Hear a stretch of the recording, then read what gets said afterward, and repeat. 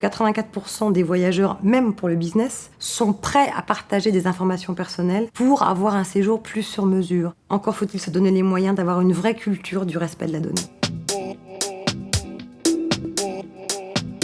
Le groupe Accor, c'est 280 000 collaborateurs de par le monde, dans 111 pays, qui travaillent au service de 4 900 hôtels et 39 marques. La data est un élément de différenciation majeur. Il y a une notion qui est très propre à Accor qui s'appelle l'hospitalité augmentée. Et donc l'idée, c'est que quel que soit l'endroit où vous veniez chez Accor, vous soyez connu et reconnu et on puisse anticiper votre séjour avec des petites attentions pour créer des moments d'émotion. Parce que l'hospitalité, c'est vraiment l'émotion. Mais je suis partisane d'une personnalisation responsable. La protection des données dans l'hospitalité, c'est un enjeu majeur. On touche à l'intimité des clients. Quand ils séjournent dans nos hôtels, on connaît un peu de leur vie. Le droit d'accès est un des droits dont tout un chacun on dispose en application du règlement général sur la protection des données. Au-delà du droit d'accès, on peut aussi demander à rectifier ces données, on peut demander à ce qu'elles soient effacées, on peut s'opposer au traitement des données ou demander à ce qu'ils soient limités, et on peut demander la portabilité des données.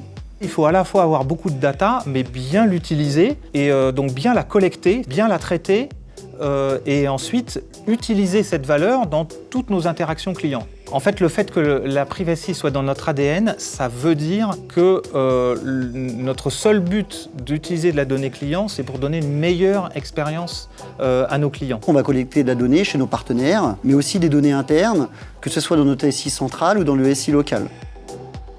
D'ailleurs, on en collecte à peu près 300 gigas par jour. On a plus de 50 flux sur à peu près 11 domaines métiers. Une fois qu'on a collecté cette donnée, il y a le sujet de la qualité. On se doit aujourd'hui de créer un cadre de confiance.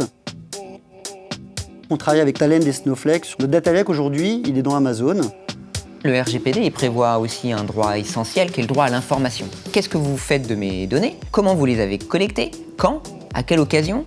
C'est pourquoi dernièrement on a mis en place une solution qui est le Talend Data Catalogue, avec un gros effort sur le catalogage, sur la création d'un glossaire, sur la documentation, et ça nous permet de faire donc du data lineage, et donc on va pouvoir rechercher la donnée personnelle d'un client et la détruire s'il faut. Grâce au data lineage, on arrive à passer de 30 jours à 5 jours sur la recherche de données pour le droit à l'accès à la donnée.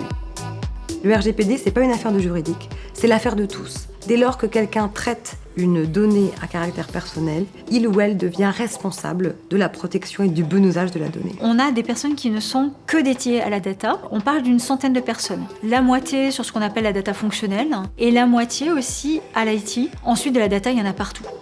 Le choix qu'on a fait, c'est d'avoir dans chacun des métiers, dans chacune des régions, des experts data. Et ça, c'est à nouveau 80 personnes.